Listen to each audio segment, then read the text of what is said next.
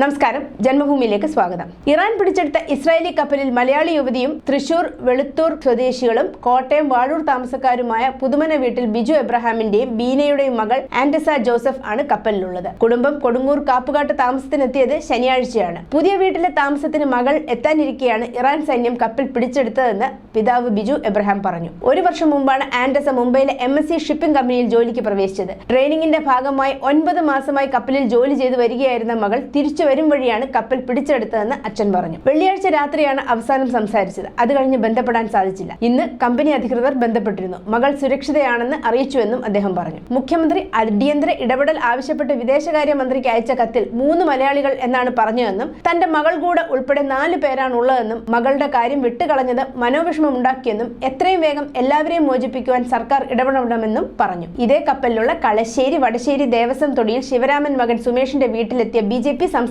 General സെക്രട്ടറിയും NDA Palakkad parliament സ്ഥാനാർത്ഥിയുമായ C Krishnakumar കുടുംബവുമായി വിഷയം ചർച്ച ചെയ്തു. സുമേഷിനെ അവിടെ നിന്ന് എത്തിക്കുവാനുള്ള ശ്രമത്തിന്റെ ഭാഗമായി വിദേശകാര്യ സഹമന്ത്രി V മുരളീധരനുമായി ശിവരാമൻ നേരിട്ട് സംസാരിച്ചു കാര്യങ്ങൾ വിശദീകരിച്ചു. ഇറാൻ പിടിയിലാകപ്പെട്ട ഓരോ പൗരന്റെയും മോചനത്തിന് ഭാരത സർക്കാർ സാധ്യമായ എല്ലാ വഴികളും തേടുന്നുണ്ടെന്നും മോചനം ഉറപ്പാക്കുമെന്നും മന്ത്രി മുരളീധരൻ ഉറപ്പു നൽകി. യാതൊരുവിധ ആശങ്കയും വേണ്ടെന്നും ഇക്കാര്യത്തിൽ കേന്ദ്ര സർക്കാർ കുടുംബത്തിനൊപ്പമാകുമെന്നും മുരളീധരൻ നൽകിയ ഉറപ്പ് കുടുംബാംഗങ്ങൾക്ക് ഏറെ ആശ്വാസമായി. അതേസമയം ഇറാൻ പിടിച്ചെടുത്ത ഇസ്രായേൽ ബന്ധമുള്ള MSC ഏരീസ് കപ്പലിലെ ഭാരതീയരെ കാണാൻ ഉദ്യോഗസ്ഥർക്ക് അനുമതി. വിദേശകാര്യമന്ത്രി S ജയശങ്കർ ഇറാൻ അധികൃതരുമായി സംസാരിച്ചതിന് പിന്നാലെയാണ് ഇറാനിലെ ഭാരത ഉദ്യോഗസ്ഥർക്ക് ജീവനക്കാരെ കാണാൻ അവസരമൊരുക്കുമെന്ന് ഇറാൻ അറിയിച്ചത്. കപ്പലിലെ ജീവനക്കാരായ ഭാരതീയരുടെ മോചനം സംബന്ധിച്ച് ഇറാൻ വിദേശകാര്യമന്ത്രി H അമീർ അബ്ദുള്ളഹേനുമായി സംസാരിച്ചതായി കഴിഞ്ഞ ദിവസം ജയശങ്കർ Xലൂടെ അറിയിച്ചിരുന്നു. ഞായറാഴ്ച വൈകിട്ട് ഇറാൻ വിദേശകാര്യമന്ത്രിയുമായി സംസാരിച്ചെന്നും കപ്പലിലെ 17 പേരുടെ മോചനം സംബന്ധിച്ചും മേഖലയിലെ സ്ഥിതിഗതികളെപ്പറ്റിയും ചർച്ച ചെയ്തതായും അദ്ദേഹം കുറിച്ചു. ഇസ്രായേൽ വിദേശകാര്യമന്ത്രിയുമായും